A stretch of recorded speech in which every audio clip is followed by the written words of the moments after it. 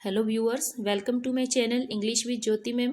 आज का हमारा टॉपिक है द बॉन्ड ऑफ लव, जिसको लिखा है केनेथ एंडरसन ने। इनका जन्म हुआ 1910 में और डेथ हुई 1974 के अंदर।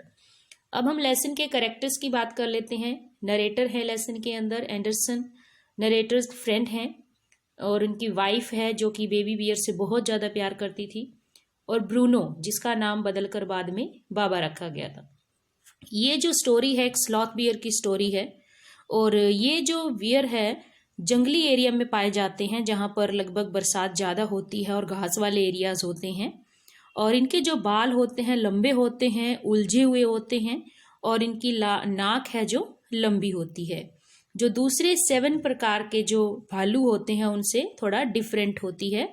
और ये अपने पंजों का यूज़ है मिट्टी को खोदने के लिए करते हैं, और इनके जो होंठ हैं, लिप्स हैं, उनको एक ट्यूब के रूप में शेप देते हैं, और ये बाद में उसका यूज़ दीमक को खाने के लिए करते हैं जो कि जमीन के अंदर पाई जाती है।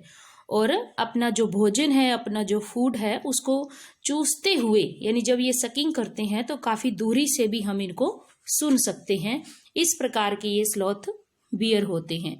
और यहाँ पर है जो अब लेसन की जो स्टोरी है वो शुरू होती है passing through a sugarcane field. यानी यहाँ पर जो राइटर है 2 साल पहले जो मैसूर के पास ही गन्ने के खेत में से गुजर रहे थे, तभी कुछ वहाँ पर क्या थे, जंगली सूअर थे, जिनको जो फार्मर है गोली चलाकर उनको वहाँ से भगा रहे थे।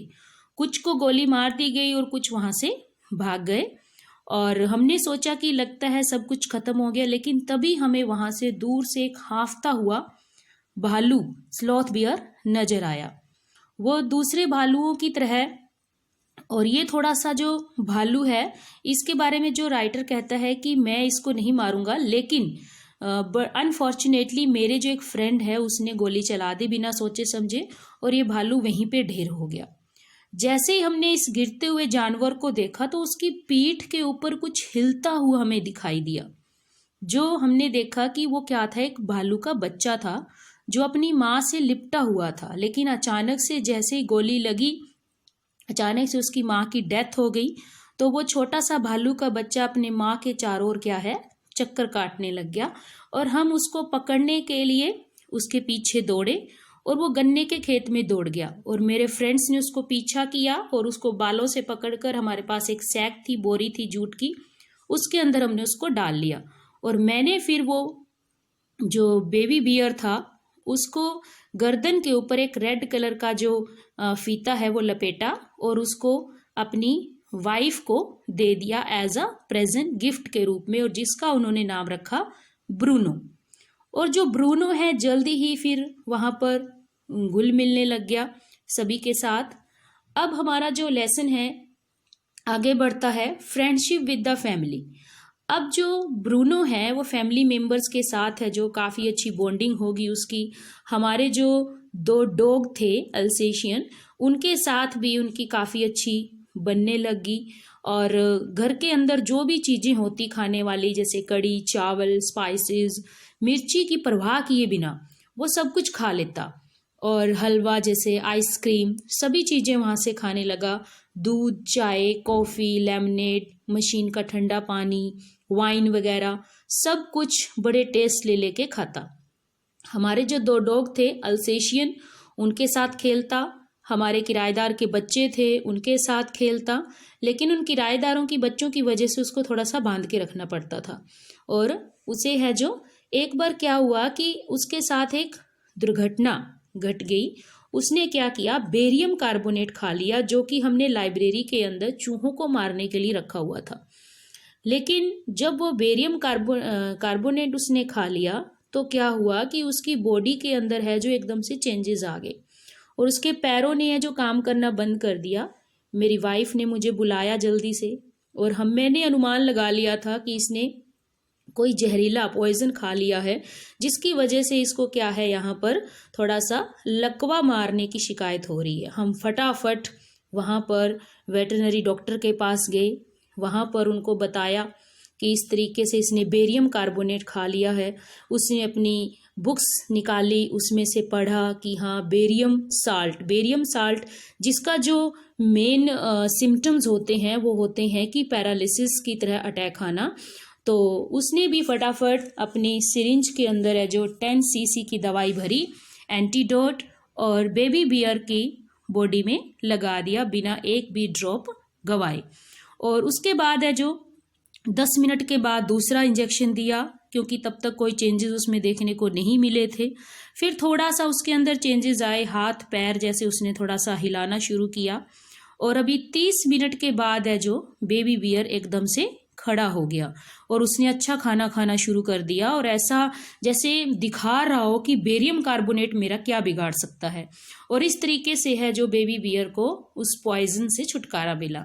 लेकिन इतना ही सब कुछ नहीं था। एक दिन उसने गलती से जो मोटर ऑयल था, जो स्टूडबेकर की जो गाड़ी की टंकी थी उसमें से निकाला हुआ था, जो कि यूज किया जाता था दीमक को मारने के लिए, लेकिन उसने उसको भी पी लिया। जो बेबी बियर है उसने पी लिया। हालांकि इसका उसकी बॉडी के ऊपर कोई ज्यादा फर्क देखने को नहीं मिला। और इस तरीके से जो बेबी बियर है उस मोटर ऑयल की वजह से उसको कोई प्रॉब्लम नहीं हुई। और धीरे धीरे जो बेबी बियर अब बड़ा होने लगा, उसका नेम ब्रूनो से बदल के बाबा रख दिया गया, जो कि एक हिंदुस्तानी वर्ड होता है जो छोटे बच्चे को बुलाया जाता है बाबा। तो इस तरीके से उसका नेम भी बदल के बाबा रखा गया। अब बाबा एट द जू। अब बाबा क्या था, धीरे धीरे बड़ा हो रहा था, तो उस पे उसको है जो घर पे रखना सेफ नहीं था, इसलिए उसको मैसूर के एक चिड़ियाघर के अंदर है जो वहां पर भेज दिया गया। और क्योंकि बड़ा होने की वजह से इसको घर पे नहीं रखा जा सकता था, इसलिए चिड़ियाघर का जो मेन पर्सन था, मैनेजर था, उससे बात हुई और उन्होंने कहा कि हाँ ठीक है, हम अपने चिड़ियाघर के अंदर इसको रख सकते हैं। उन्होंने एक गाड़ी भेजी और पिंजरा भी भेजा और उसके अंदर जल्दी से उसको अंदर डाल के वहां पर छोड़ आए। अब जो मेरी वाइफ है जो बहुत परेशान रहने लगी, बाबा है जो वहां से जा चुका था, मेरी वाइफ है 3 महीने तक तो मैंने अपनी वाइफ को रोके रखा जैसे तैसे करके। लेकिन एक दिन अचानक ही उसने कह दिया कि मुझे बाबा को देखना है, जल्दी से कार ले चलो, मुझे बाबा से मिलने जाना है। तो उसकी जिद के आगे मैं रुक नहीं पाया, तो मैंने भी आइडिया लगाया कि मैंने सोचा कि शायद बेबी भी उसको पहचानेगा नहीं, क्योंकि 3 महीने का टाइम हो चुका था। मैंने ऐसे ही सोचा था। लेकिन जैसे ही हम वहां पर पहुंचे, अभी पिंजरे की कुछ ही दूरी पर थे कि जो बेबी बियर है, जो बाबा है, वो दूर से देख के ही खुशी से गुर्राया। और मेरी वाइफ भी उसको सलाखों के पीछे था जो उससे मिलने के लिए दौड़ी चली आई। और इस तरीके से है जो खुशी से है जो वो एक दूसरे के पास बैठ गए। और मेरी वाइफ ने उसको है जो नींबू पानी, शरबत, आइसक्रीम, जो जो बाबा खाता था सब कुछ उसको दिया। और इस तरीके से है जो मतलब बाबा है जो उस दिन पहली बार उसने है जो बड़ा अच्छे से खाया, क्योंकि इससे पहले मैनेजर कहता था कि जो बेबी बियर है, बालू है, बाबा है, जो वो आराम से मतलब खाता नहीं था, कभी ऐसे ही मतलब इग्नोर करता था खाने को। तो इस तरीके से मिसिज एंडरसन की वजह से बाबा के अंदर ये चेंजेस आए। बाबा एट द हाउस, यानी बाबा को अब दोबारा से घर पे लाया गया। तो यहाँ पर जो मिसिज एंडरसन है वो रिक्वेस्ट करती है मैनेजर से कि क्या मैं बाबा को वापस ले जा सकती हूँ। तो पहले तो वो थोड़े हेजिटेट हुए, लेकिन बाद में उन्होंने कहा कि मैं आगे बात करता हूँ, क्योंकि ये अभी एक सरकारी प्रॉपर्टी बन चुकी है, तो इसलिए इसको ऐसे परमिशन नहीं दी जा सकती।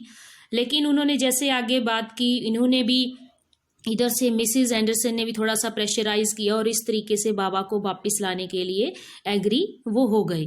तो इस तरीके से बाबा को बेंगलोर लाने के लिए उन्होंने एक पिंजरा भी उधार दिया और इस तरीके से हम वापस से मैसूर आ गए, राइटर कहता है।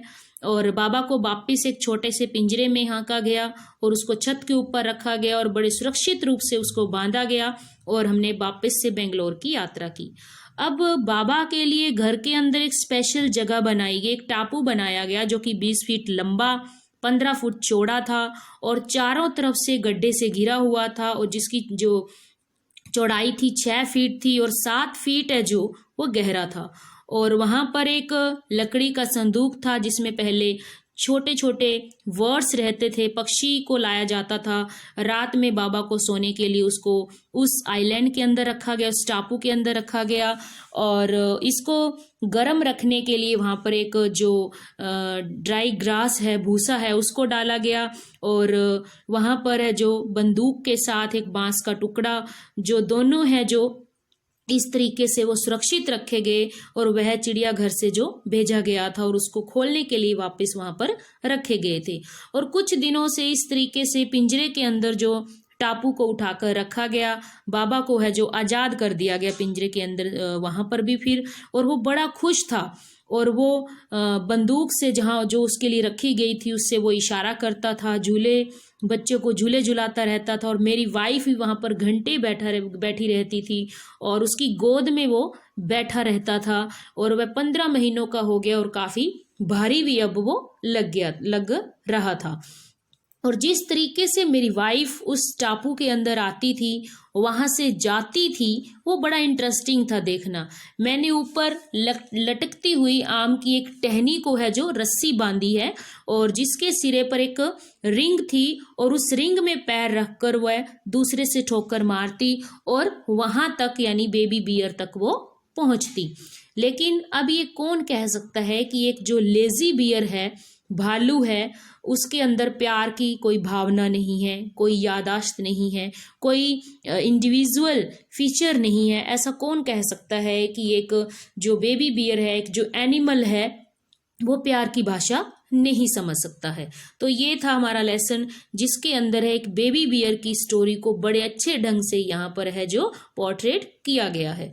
अब हम मैसेज की बात कर लेते हैं। ये जो स्टोरी है brings out a well known fact that love knows no barrier, कि लव है जो कोई रुकावटें नहीं जानता, whether it be any language, कोई लैंग्वेज हो, जेंडर हो, नेशनलिटी हो, या फिर एनिमल ही क्यों ना हो। जैसे कि यहाँ पर जो बेबी बियर है वो उस मिसिस एंडरसन से है जो बहुत ज़्यादा लगाव था उसको।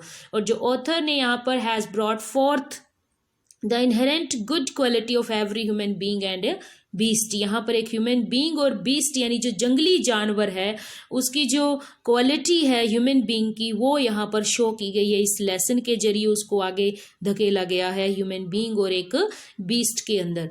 अब ये जो लेसन है ये हमें इस तरीके से एक मैसेज देता है कि जो लव होता है, रियल लव होता है, वो किसी भी लैंग्वेज, किसी भी जेंडर, राष्ट्रीयता या एनिमल के बारे में मतलब किसी भी तरीके का डिफरेंस वहां पर नहीं देखा जाता है, कि जो लव है वो एनिमल ह्यूमन बीइंग के बीच में भी हो सकता है, जैसे कि राइटर की वाइफ और बेबी बियर के बीच में वो लगाव था।